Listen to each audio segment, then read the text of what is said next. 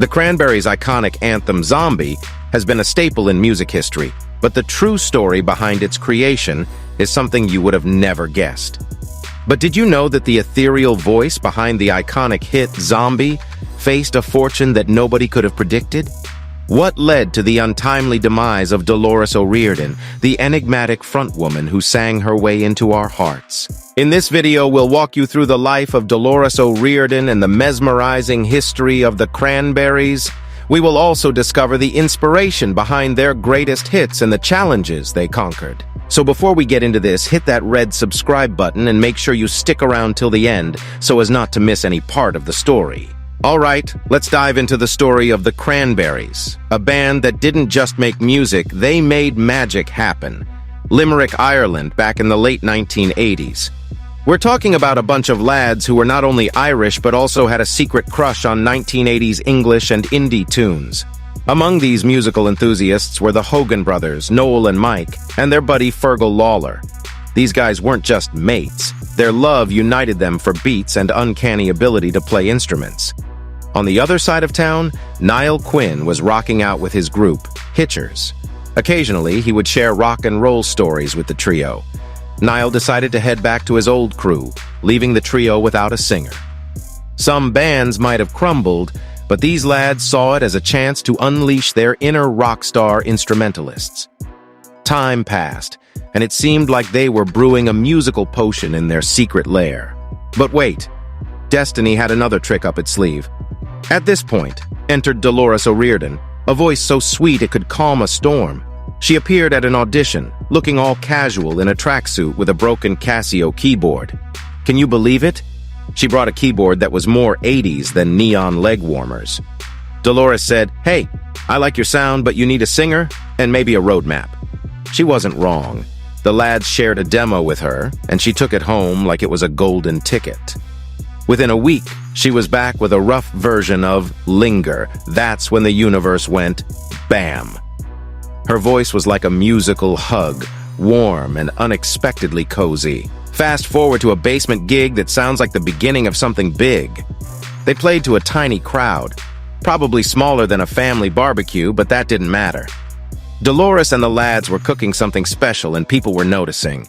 Record labels were sniffing around like curious puppies, and a bidding war broke out. It was like a game of musical poker, and Island Records won the jackpot. They signed a 6-album deal, and suddenly, the Cranberries weren't just a bunch of mates making music. They were a band with a mission. The story was far from over. There were twists, turns, and awkward recording sessions that didn't quite hit the high notes. Pierce Gilmore, their manager, left the scene, and Jeff Travis took the wheel. It was like switching captains in the middle of a wild sea voyage. But they didn't give up. They had dreams to chase and melodies to catch. In 1989, a group called Cranberries Saw Us formed in Limerick, Ireland. The band comprised lead singer Niall Quinn, guitarist Noel Hogan, bassist Mike Hogan, and drummer Fergal Lawler. As the 90s rolled in, the Cranberries stepped onto bigger stages, sharing their tunes with anyone willing to listen. 1990, Niall Quinn left, and Dolores O'Riordan joined as the new lead singer. They changed their name to the Cranberries. Their music style was a mix of different sounds, like alternative rock, indie rock, dream pop, and more. Imagine blending all your favorite ice cream flavors into one delicious scoop. In 1991, they caught the attention of Island Records, a big music label. It was a big break for them. Their first EP, Uncertain, didn't do so well, but they didn't give up. In 1992, they released their first album, Everybody Else Is Doing It, So Why Can't We? Still, they weren't famous yet.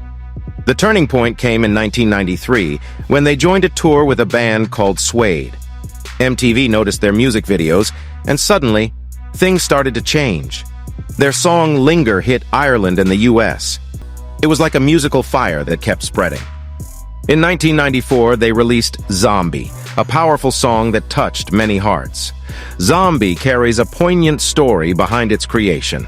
The year was 1993, and Northern Ireland was amid the Troubles, a tumultuous period of conflict.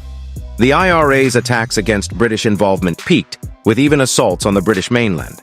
On March 20th, 1993, a tragic incident occurred in Warrington, Cheshire. Bombs were hidden in cast iron dustbins near shopping areas, targeting the week's busiest shopping day. The bombs detonated, causing chaos and panic. Children out shopping for Mother's Day were caught in turmoil. 3-year-old Jonathan Ball lost his life, and 12-year-old Tim Perry was seriously injured, succumbing to his injuries days later. The attack left 54 others injured. Deeply affected by this tragedy, Dolores O'Riordan, the lead singer of the Cranberries, felt a strong urge to express the emotions surrounding the event through a song. The song "Zombie" emerged as a response to this incident. O'Riordan initially penned the lyrics and chords on her acoustic guitar, reflecting the anger, sorrow, and frustration of witnessing such violence. The song's structure and lyrics flowed naturally, capturing the heaviness of the emotions. The band's guitarist, Noel Hogan, recalled that O'Riordan wanted a more aggressive sound for the song, which was created in their rehearsal space and later translated into an electric guitar. "Zombie" embodied O'Riordan's feelings about the tragedy and her strong opposition to violence. She expressed that the song was not about endorsing or glorifying political views, but addressing the event's humanitarian aspect. Despite challenges from their record label, the song was released as a single in 1994, accompanied by a powerful music video. The song's impact was substantial, resonating with audiences worldwide. "Zombie" catapulted the Cranberries to international recognition, marking a significant moment in their career. O'Riordan's passionate vocals and the song's distinctive sound, combining elements of alternative rock and grunge, made it a standout track that stood the test of time. Ultimately, "Zombie" is a tribute to the innocent lives lost during a turbulent period, reminding listeners of the devastating consequences of violence. The song's legacy reflects the power of music to convey emotions, provoke thought, and create awareness of pressing issues. Their album, No Need to Argue, was another big hit. The Cranberries became a household name. They kept making music and touring, gathering more fans along the way. By the late 1990s, they had sold millions of albums worldwide. But like all good things, their journey had ups and downs. They took a break in the early 2000s to explore their paths. In January 2009, the Cranberries regrouped to celebrate Dolores O'Riordan's appointment as an honorary patron of the University Philosophical Society at Trinity College, Dublin. While initially not confirming an official reunion, on August 25, 2009, O'Riordan revealed that the band was indeed reuniting for a North American and European tour, coinciding with the release of her solo album, No Baggage. This revival saw them performing O'Riordan's solo tracks alongside classic Cranberries hits and debuting new compositions. During this phase, the band was under the management of Danny Goldberg, known for his association with Nirvana and Kurt Cobain. 2011, an essential piece of the Cranberries' history surfaced, the original Water Circle demo tape featuring Dolores O'Riordan's vocals. An American collector submitted a bid of $1,499.95 through eBay, gaining attention before being surpassed later. Their sixth album, Roses, was recorded at Canada's Metalworks Studios from April 18th to May 15th, 2011, with Stephen Street, a previous collaborator on several of their albums. Despite working on 15 tracks during these sessions, not all made it to the album. Roses was officially released on February 27, 2012.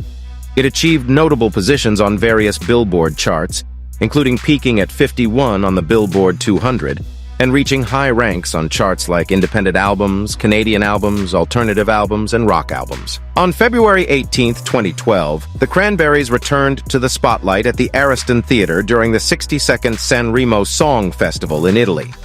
They presented their new single, Tomorrow, and performed Zombie. They had been invited to the festival on multiple occasions. In October 2013, legal proceedings were initiated by O'Riordan against Noel Hogan. The case was dismissed in July 2015, with the specific details of the cause undisclosed. It marked a period of continued changes and challenges for the band members.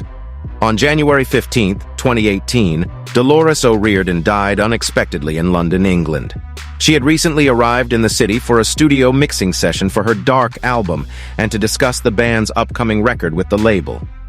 On that day, O'Riordan was discovered unresponsive in the bathroom of her London hotel room.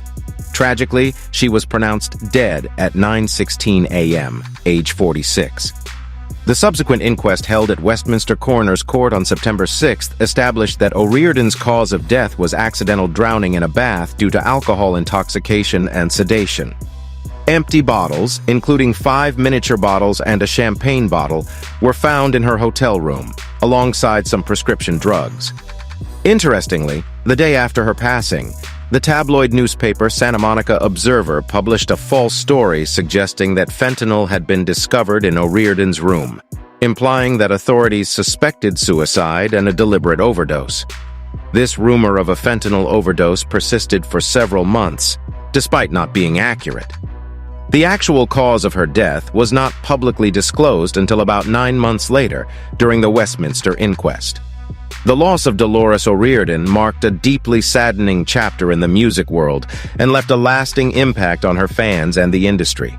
In September 2018, Noel Hogan confirmed the Cranberries' dissolution after their final album, In the End.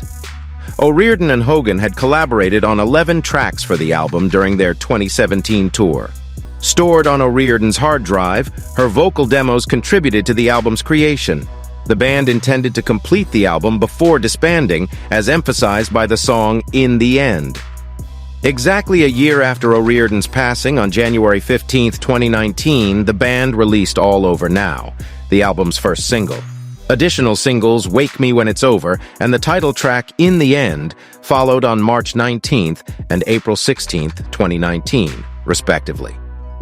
The album was released on April 26, 2019, achieving notable chart positions worldwide, including top 10 placements in various countries and on Billboard charts. The Cranberries' worldwide success stems mainly from their breakthrough single Zombie, which successfully channeled personal grief into an enduring musical masterpiece. While the loss of Dolores O'Riordan's vocals in 2018 shocked the music world, the band's evolution from their debut to their final album is a marker of their mastery of the tangled webs of life and music. With that said, let's give it a wrap. But before signing off, don't forget to subscribe to the channel and hit the like button. See you again with another exciting video.